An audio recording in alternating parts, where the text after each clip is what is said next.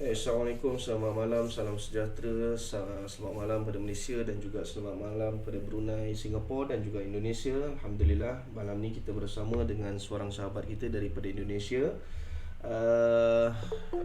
Dia khusus recording ni hanya untuk bagaimana kita menandakan kawasan support sahaja. Bagi rujukan kita untuk marking ni ialah goal. Okey. So malam ni kita discuss support saja. Boleh Abang David Boleh cikgu. Okey. Boleh. So step kita yang pertama, bila mana kita nak marking, pastikan tolong period separator. Yang tu disiplin lah, yang tu kekemasan lah. Bila mana kita marking ada period separator, dia jadi kemas sikit. Okey. So saya suka kalau marking support, saya suka pakai rectangle warna pink. Saya tak suka pakai warna merah sebab dia terlalu cerah. Okay. So sekarang saya zoom in. Macam mana kita nak tanda support? Okay. Bila mana nak tandakan support, boleh perhatikan di sini ada dua kedudukan candle, iaitu merah dan biru. Okay. So sekarang ni merah dan biru, merah dan biru, merah dan biru, merah biru dan sebagainya sampai bawah lah. Okay.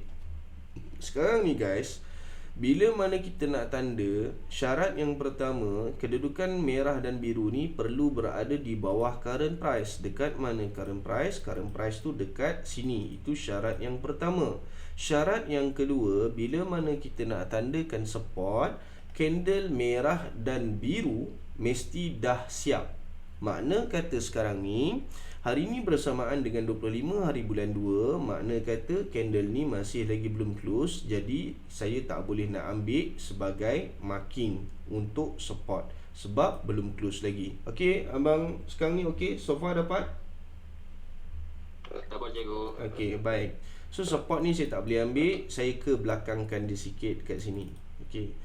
Bila mana kita tengok dekat sini ada support bawah daripada current price dan dua-dua candle ni dah close, then kita boleh marking support yang ini. Baik, yang ni pun sama, merah biru boleh ambil. Merah yang panjang ni boleh ambil ke tak? Tak boleh. Pasal apa? Sequence dia merah biru, bukan biru merah. Okey, boleh bang? Boleh cikgu. Okey. Kenapa saya tandakan pada candle warna biru sedangkan support saya kata merah dan biru? Baik. Untuk support dia ada dua harga. Harga yang pertama saya declare ataupun saya namakan dia sebagai high.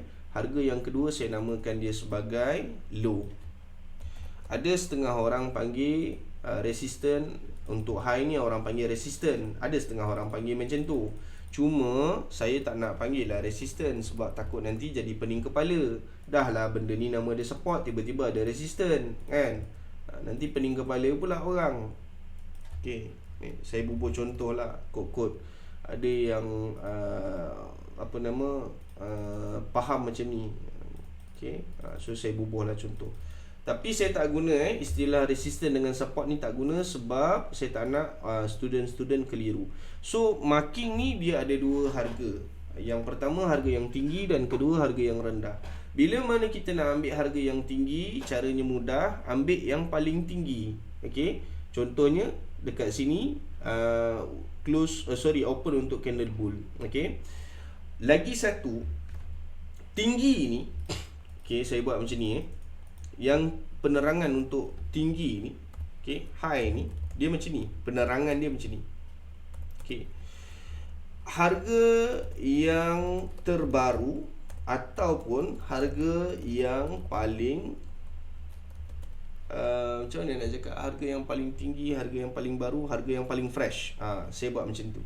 Ni. Ini yang dimaksudkan dengan high. Harga yang paling baru, harga yang paling fresh. Boleh tak Abang David? Boleh cikgu. Okey. Kalau kita perhatikan high ni tadi, kalau kita tengok dekat contoh support yang inilah. Okey, kita tengok dekat sini. Ini open untuk candle bull dan ini pula merupakan close untuk candle bear. Okey. Saya buat warna merah yang ni. Kalau abang tengok dekat sini bang, harga untuk candle bear lebih tinggi daripada harga untuk candle bull. Betul tak? Yang ni. Nampak tak? Betul cikgu. Okey. Tapi sekarang ni, sekarang ni kita dah tahu yang mana high ni tadi merupakan harga yang terbaru. Yang the latest one. Dan harga tu tadi dia dah menenggelamkan harga close bagi candle bear. So kita akan ambil marking pada open candle bull. Okay. Contohnya, okay.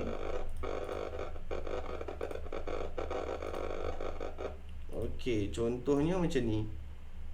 Ya, kita ambil low kat situ, dan kita ambil high kat situ. Tu dia. Ya. Kemaskan sikit. Okay. Baik, settle. So itu dia cara nak marking support. Soalan sekarang ni daripada Abang David ialah macam mana kita nak marking support sekiranya ada berlaku pertindihan daripada time frame yang berbeza. Itu soalan daripada Tuan David kita. Okay. So saya pakai support yang bawah ni. Saya pakai support yang ni. Okay. Yang ni dah marking. Kita bubuh description dia time frame monthly. Dan saya turun pada time frame yang lebih rendah, iaitu weekly. Baik. Jadi sekarang ni bila buka time frame weekly, kita boleh nampak dekat sini. Okey. Macam tu. Okey, ni saya tanda. Saya antik hanya pada time frame monthly sahaja. Antik hanya pada time frame monthly sahaja. Okey. Tu dia. So far boleh nampak tak Abang David? Nampak cikgu. Okey, baik. So sekarang ni ini untuk weekly. Dan jangan lupa time frame weekly ni kena buat macam ni lah. Pasal apa? Ini kawasan pertindihan antara time frame monthly dan weekly. Boleh? Boleh cikgu. Okey. Kita turun time frame daily.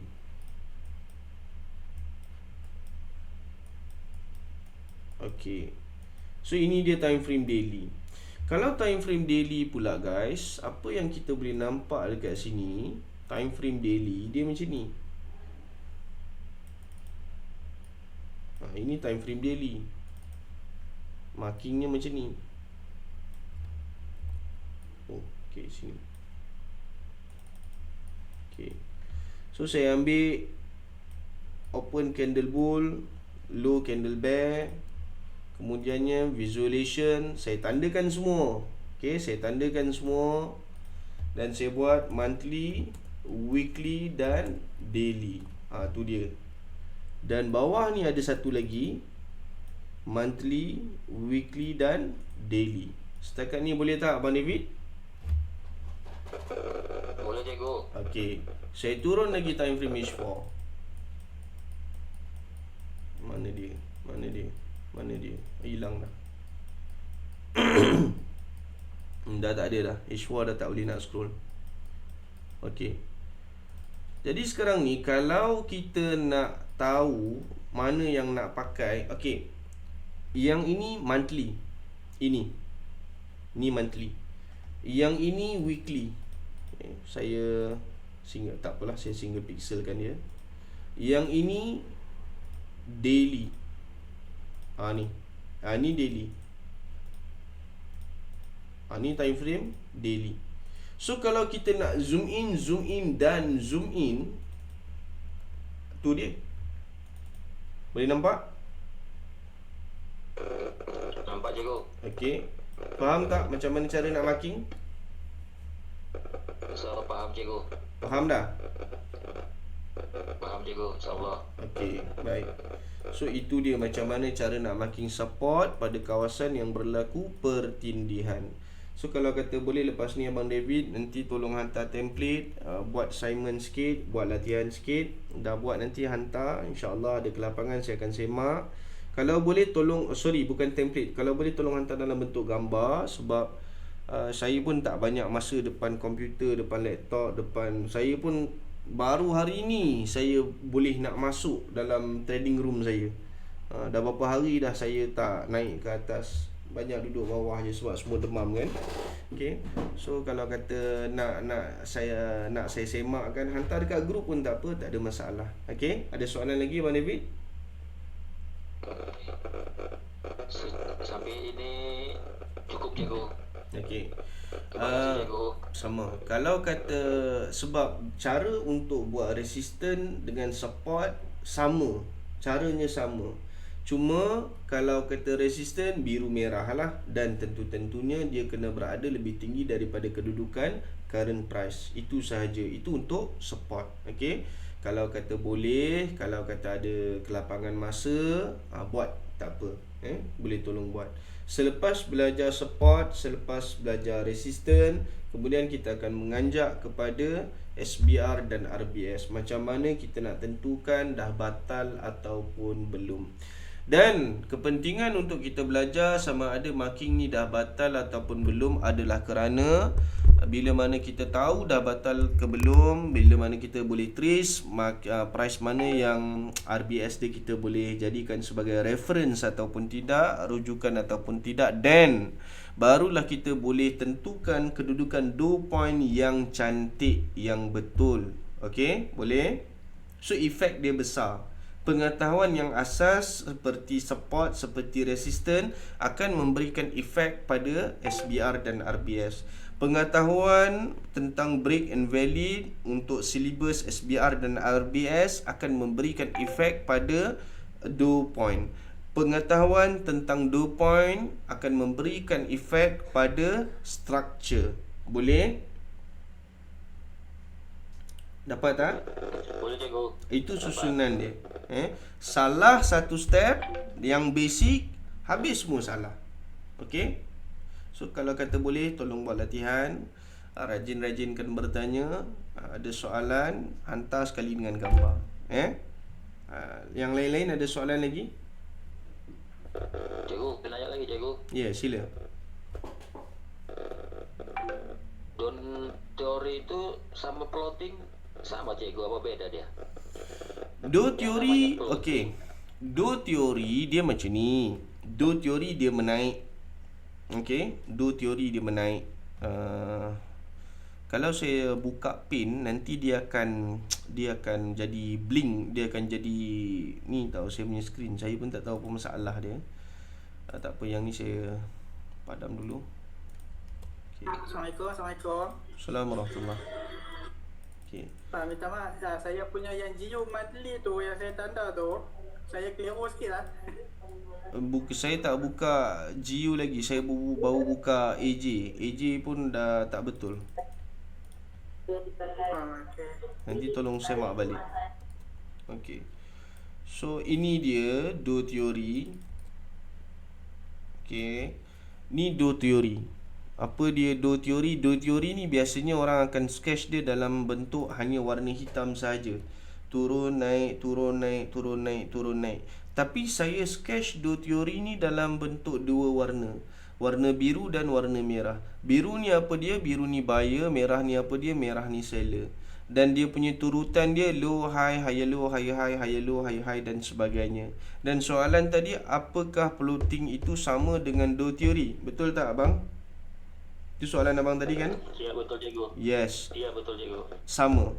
Jawapan saya yes, sama. Cuma do teori daripada version Bada dia berbeza, dia tak sama. Sebab apa? Kita ada kaitan basically formula yang saya buat, dia ada kaitan dengan harga, dia ada kaitan dengan algoritma dan sebagainya. Okey. Kalau kata macam dulu zaman-zaman tahun 2015, 2014 kalau tak silap saya, kita ada macam quite famous juga Elliott Wave Scanner. Bila mana pasang je sistem tu, dia akan boleh trace Elliott Wave tu. Dia akan scan mana wave yang ada dan sebagainya. Tapi macam mana pun dia nak scan ke apa ke, dia still kena pakai algo juga. Dia mesti ada calculation dan sebagainya juga, dan baru boleh sistem tu auto scan. Okay. So saya pula, saya tak ada kemampuan nak buat sistem macam tu sebagainya. Saya tidak ada sebarang kemampuan. Okay. Jadi apa yang saya buat, saya construct benda tu daripada basic supaya orang boleh faham step by step. Macam mana nak marking, macam mana nak plotting, macam mana nak tahu structure tu dah habis ataupun belum. Itu dia. Okey. Boleh Abang David? Boleh cikgu. Terima kasih cikgu. Okay, so saya sarankan kalau kata boleh, back to basic, tolong marking yang support resistant dulu, banyakkan latihan. Tak faham tanya, tak ada masalah. InsyaAllah sekiranya ada kelapangan saya akan jawab. Dan saya harap kita boleh cepat pergi kepada SBR dan RBS lah, insyaAllah. Ya, okay. Ada soalan lain? Tak ada? Kalau tak ada, saya nak tamatkan webinar dekat sini. Okay. Okay, baik. So, Assalamualaikum, selamat malam, salam sejahtera, stay safe, jaga SOP. Okay.